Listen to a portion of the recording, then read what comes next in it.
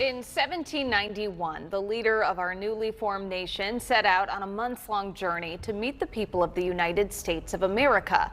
They welcomed him with open arms up and down the coast, including right here in the Piedmont Triad. Fox 8's Madison Forsa recently sat down with historians to tell the story of George Washington's unprecedented trip and his stops right here in the Piedmont.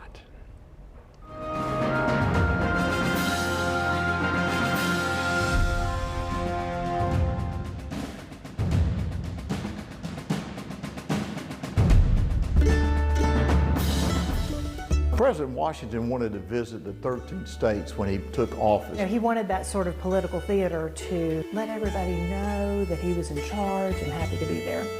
Of course, he knew a fair amount about Virginia, but he'd never been to the Carolinas and Georgia.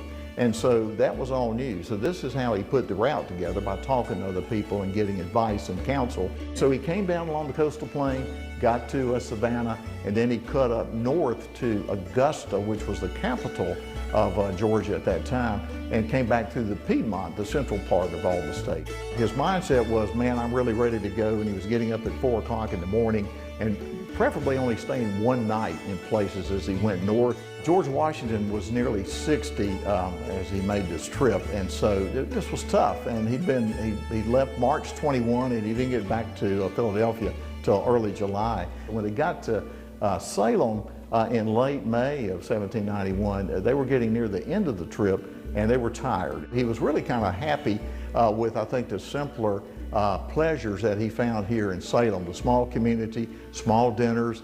He loved the Moravian music. When they knew he was close, they sent out trumpets and trombones. A lot of places he was met with multiple gun salutes. They welcomed him with great fanfare, just not the same kind. He toured the major buildings in town.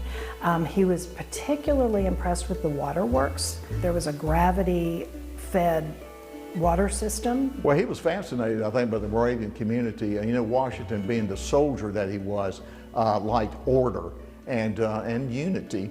He liked that very much throughout his life, and so he found that here. He invited certain Moravian dignitaries to dine with him, and when he decided to spend another night, he specifically requested more music.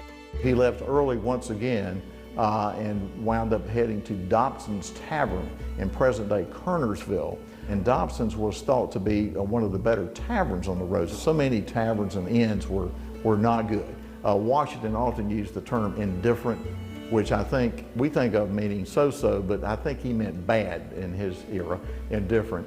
And he did not say that was an indifferent meal at Dobson. His next stop was Guilford Courthouse, and of course, we were defeated at Guilford Courthouse, but it was a huge loss for Cornwallis, even though they technically won. He also was very fond of Nathaniel Greene. It just meant a lot to him just to, I think, see the places. It was almost a thing of reverence. Just like today, when a politician visits a place, it makes you feel good about the fact that they consider your place important enough to see.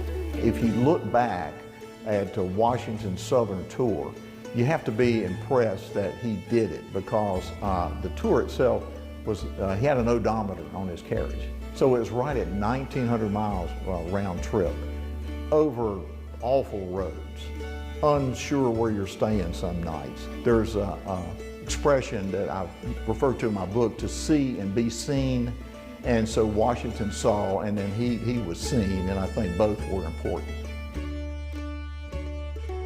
Washington stayed in what is now the Old Salem Tavern Museum in Old Salem. There is a room there dedicated to commemorating his stay, and it's on the 2nd floor.